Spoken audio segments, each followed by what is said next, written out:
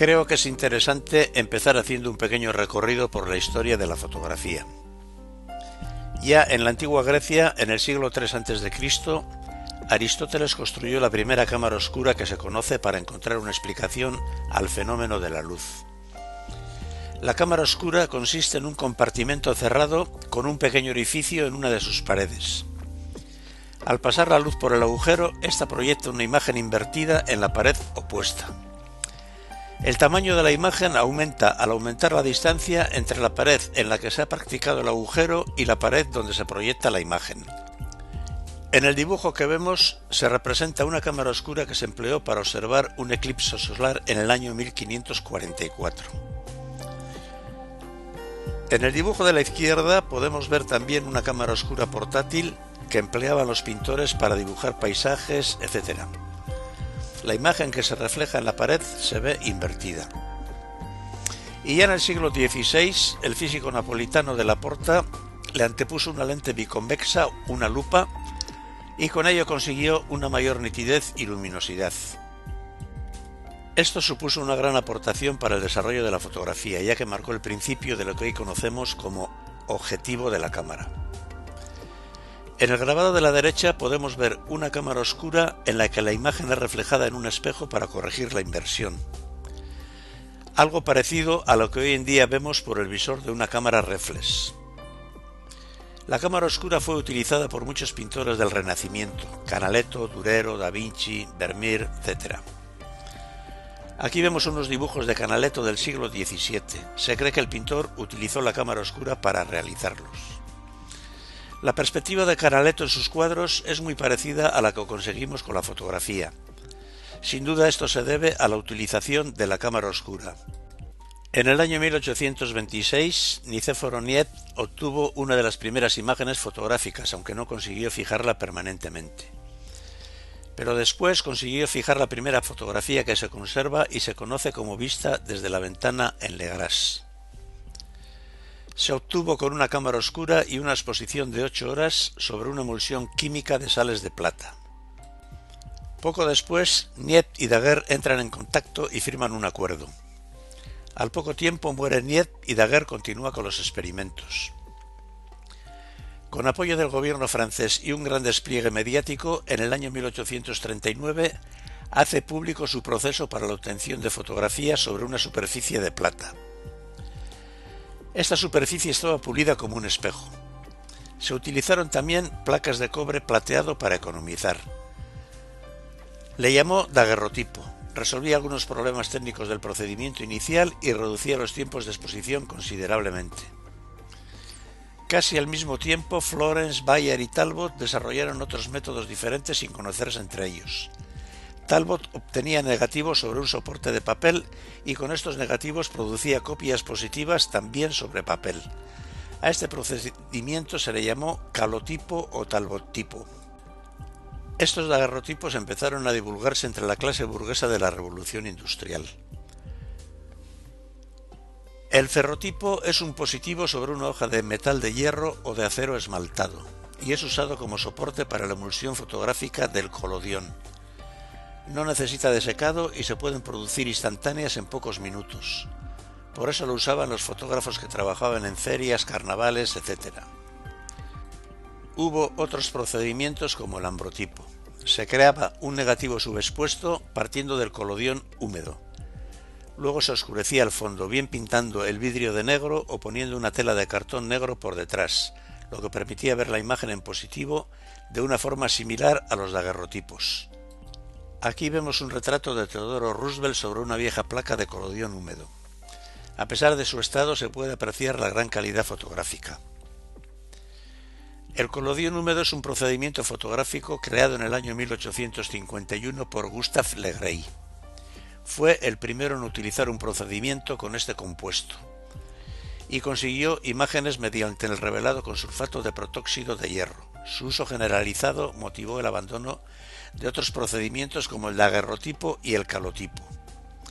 Pero también fue desplazado por el procedimiento gelatino-bromuro, que consistía en una placa de vidrio sobre la que se extendía una solución de bromuro de cadmio, agua y gelatina sensibilizada con nitrato de plata.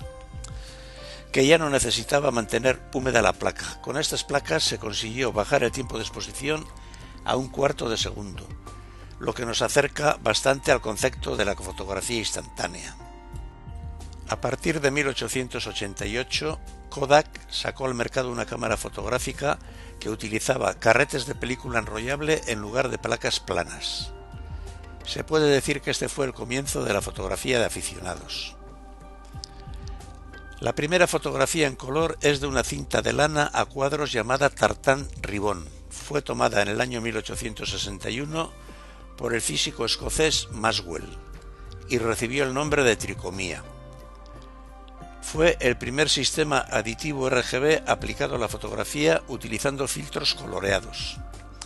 Se hizo en 3 tomas, en cada toma con un filtro diferente, rojo, verde y azul.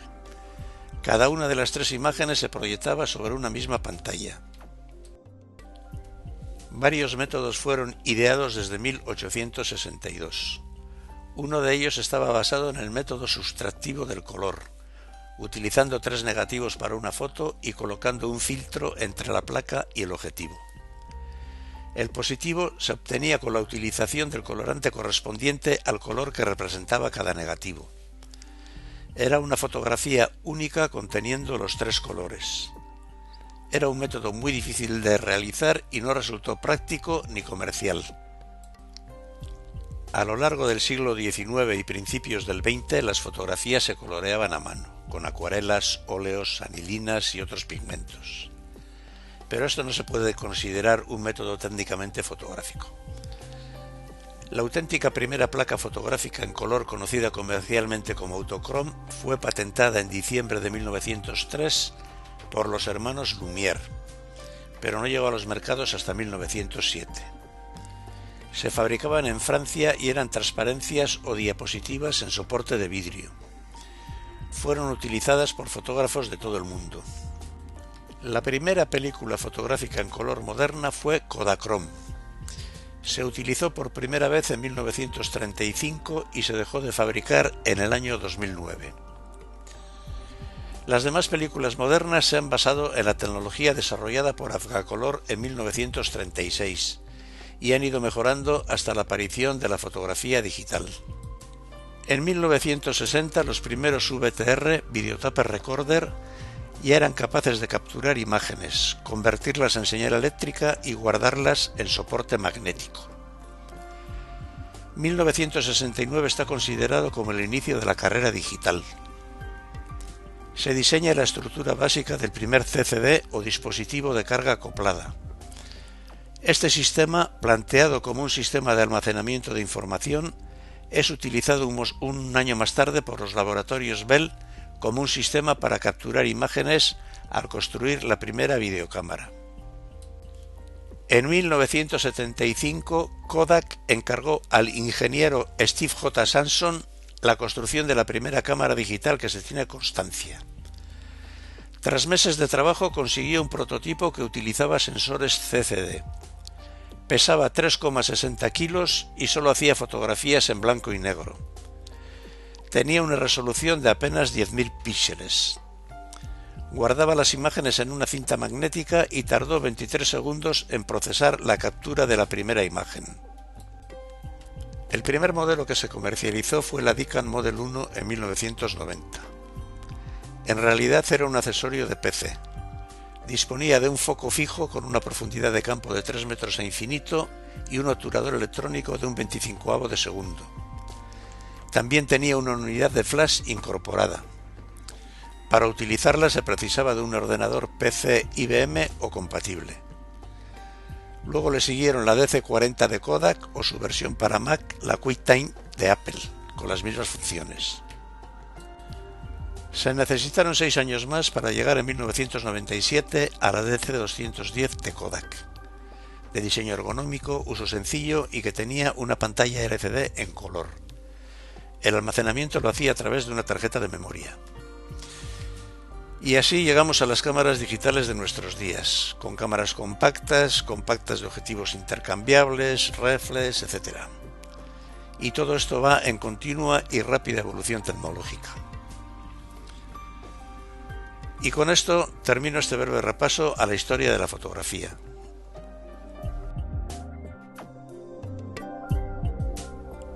En el siguiente capítulo hablaremos del equipo fotográfico y de los elementos que lo componen.